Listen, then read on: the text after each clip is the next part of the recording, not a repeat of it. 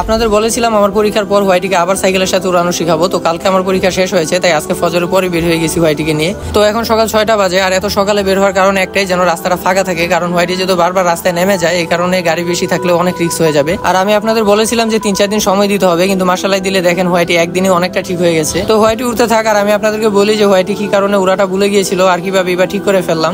আসলে হোয়াইটিকে আমি 2 মাসের মতো বাইরে নেই। আপনারা যে ভিডিওগুলো দেখেছেন সেগুলো কিন্তু আমার ছাদের উপর ছিল। আর একবার বাইরে নিয়ে গিয়েছিলাম কবুতর কিভাবে ট্যাম করতে হয় সে বিষয়ে ভিডিওটি করার জন্য। তো তখনও তো আর সাইকেল নেই, হোয়াইটি আমার হাতেই ছিল। আর ছাদেও সবসময় হোয়াইটি মাটিতে হাঁটাহাঁটি করতে থাকে। তো এসব কারণেই হোয়াইটি আসলে সাইকেলের সাথে সাথে উড়াটা ভুলে গিয়েছিল আর বারবার মাটিতে বসে পড়তো। আর একটা কথা, কবুতর কিভাবে ট্যাম করবেন সে বিষয়ে ভিডিওটি কিন্তু বানানো কমপ্লিট হয়ে গেছে। তো আপনারা চাইলে আমি কালকে আপলোড করে দিব, আর না হয় শুক্রবার দুপুর 2টায় আপলোড হবে ইনশাআল্লাহ। এবার হোয়াইটিকে কিভাবে আবার সাইকেলের সাথে উড়া শিখালাম এটা আপনাদেরকে বলি। হোয়াইটি মূলত অনেকদিন যাবত না উড়ার কারণে মাটিতে বসে পড়ার একটা অভ্যাস হয়ে গিয়েছিল, তাই যখনই হোয়াইটি চান্স পাইতো তখনই রাস্তায় নেমে যাইতো। আর একটা জিনিস আমি খেয়াল করি যে যখন আমি সাইকেলটা জোরে চালাই তখন হোয়াইটি মোটামুটি ভালোই আমার সাথে উঠতে থাকে, কিন্তু সাইকেল স্লো হলেই ও মাটিতে বসে পড়ে। তাই প্রথম 15 মিনিট হোয়াইটিকে অনেক স্পিডে উড়াতে থাকি যেন উড়ার বিষয়টা একদম ক্লিয়ার হয়ে যায়। তারপর আস্তে আস্তে সাইকেলের গতি কমিয়ে উড়ানোর অভ্যাস করতে থাকি। আর এখন যতটুকু স্পিড দেখতে পাচ্ছেন এতটুকু কিন্তু হোয়াইটি ভালোই আমার সাথে উঠতেছে, যা আপনারা ভিডিওতে দেখতে পাচ্ছেন। তো প্রথম দিনে যতটুকু হয়েছে আলহামদুলিল্লাহ, আমি এতটুকু আশা করি নাই। তো এইভাবে আর 2-3 দিন ট্রেনিং দিলে ইনশাআল্লাহ হোয়াইটি আবার আগের মতো হয়ে যাবে। এবার ভিডিওটি ভালো লাগলে একটি লাইক দিন, আর নতুন হলে চ্যানেলটি সাবস্ক্রাইব করে আমাদের ছোট্ট ফ্যামিলির সাথেই থাকুন।